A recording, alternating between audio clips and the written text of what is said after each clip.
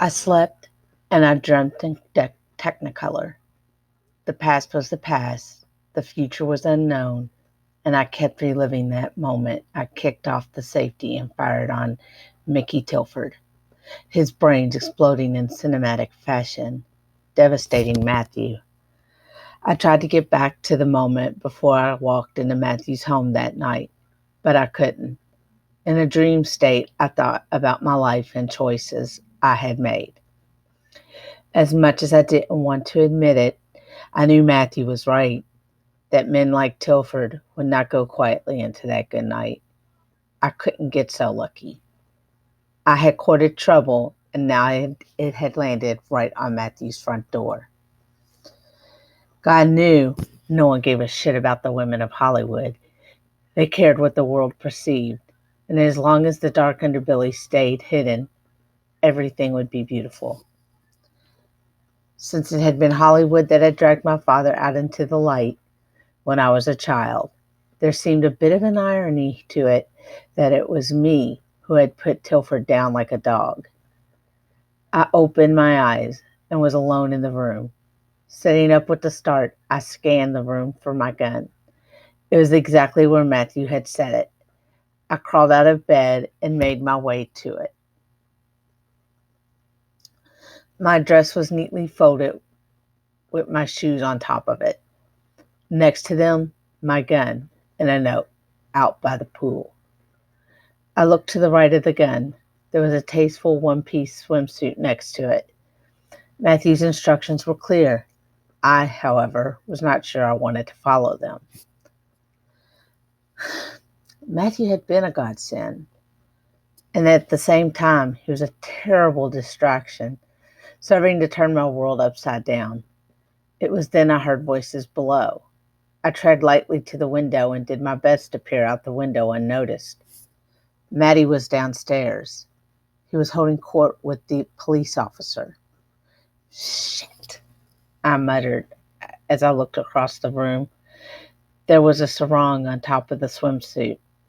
As much as I didn't want to go downstairs and play the game, for Matthew's sake, I would. Cops would frame an innocent man just as fast as they would a guilty one in this town. For once, I had to leave my box and get involved, no matter how counterintuitive it was. And I would have to leave my gun right where it was. It was a strange testimony to my burgeoning feelings of trust that I would now do it without no qualms. I crossed the room and slipped into the swimsuit and the sarong and made my way through his estate once more with the sun setting. As I crossed the threshold to the outdoors, it was showtime. I swept through the door and over to where Matthew lay in the sun, the queen to his king of the castle. I kissed him on the cheek and whispered in French, "For you, I do this. For me, death awaits." He tugged me down into his lap, and I had to admit, it felt good. It felt right. Me in his arms, holding court in the fashion my parents once had. He nuzzled the back of my neck. "You change girlfriends like you do your underwear." "I'm just a good friend." The police officer turned to me, eyeball fucking me right there in front of Matthew. It took everything in me to keep from punching him in the throat. "Officer Santos, just because I'm Matthew's good friend doesn't mean I'm yours."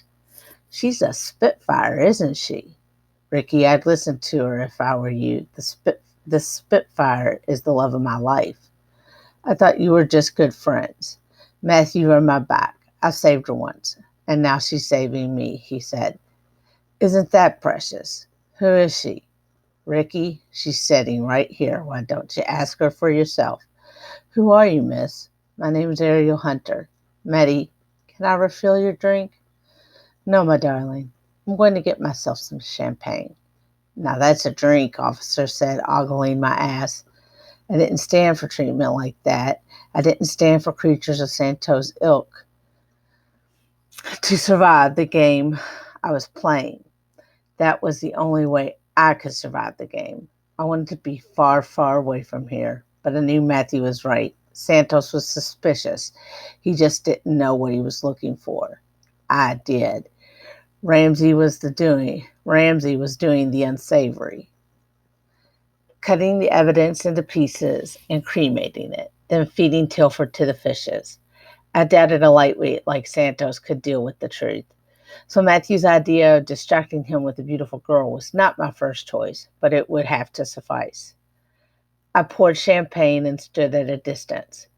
The previous day's events weighed on me still. Ramsey called it breaking. I suppose it's a breakdown. Santos had yet to guess my backstory.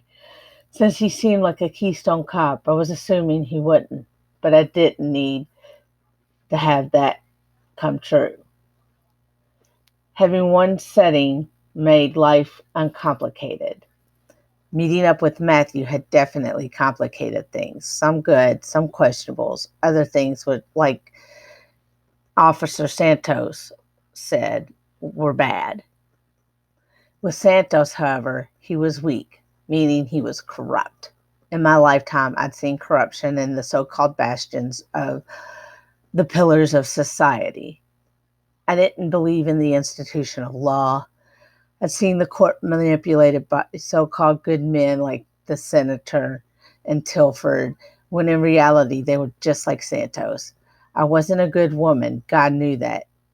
And I figured he made me this way, so he didn't care one way or another. Matthew was a good man, making a highly questionable choice.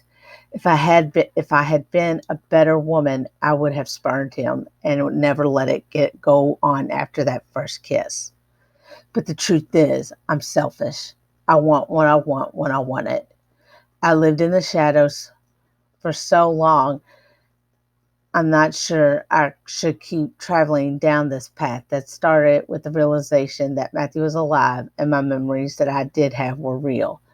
I was selfish, and I wasn't going to give up my shot at redemption. Some would say I didn't deserve it. I didn't give a damn.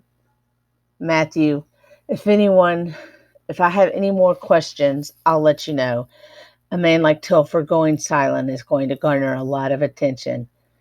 Tilford made a lot of enemies in this town. He created a lot of victims, too, I said coldly. Woo-wee. Don't make this one mad, Santos said. You better believe it, Matthew said. Ariel, come sit next to me. I slid into Matthew's lap.